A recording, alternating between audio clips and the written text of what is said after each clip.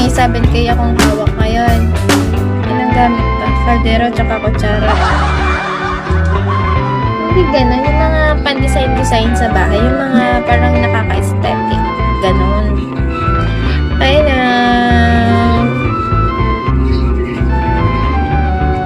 Oven ba? Hindi ganun. Mga kortina. Ano ko mga pa rin ng aircon eh. Kalandian lang yan sa amin.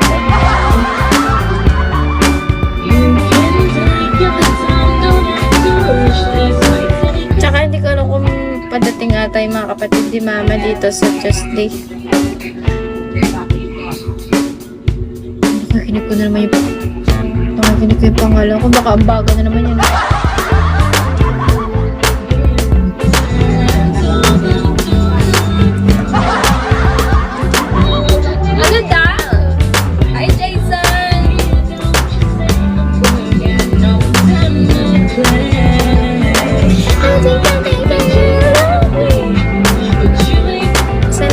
Sabihin, pag-ari ka na sa gamit ng bahay, lapit ka na mag-asawa.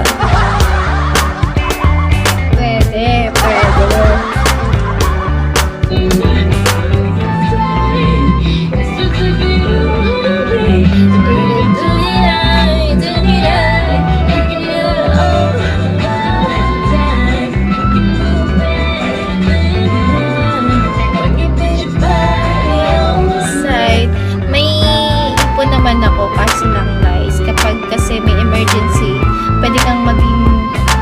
Emergency lang, pwede kang mag-back to zero.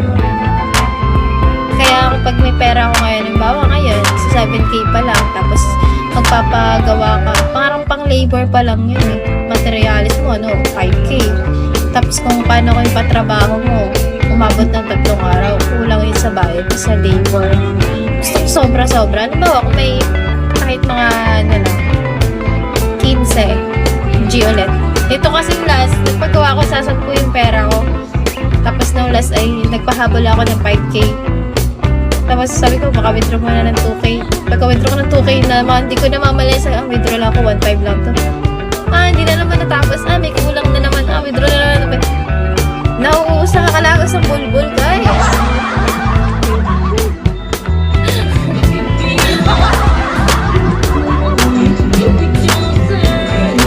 Sa ngayon naman, first month ko, pagbabalik ko sa Bigo,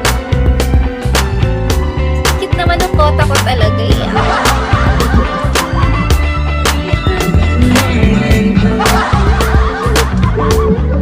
Nagalagbang ko, mapapakagod ka lang. True! Hindi, mahalaga pa din may ipon kayo guys. Kasi nga, lagi ko sinasabi, once na may emergency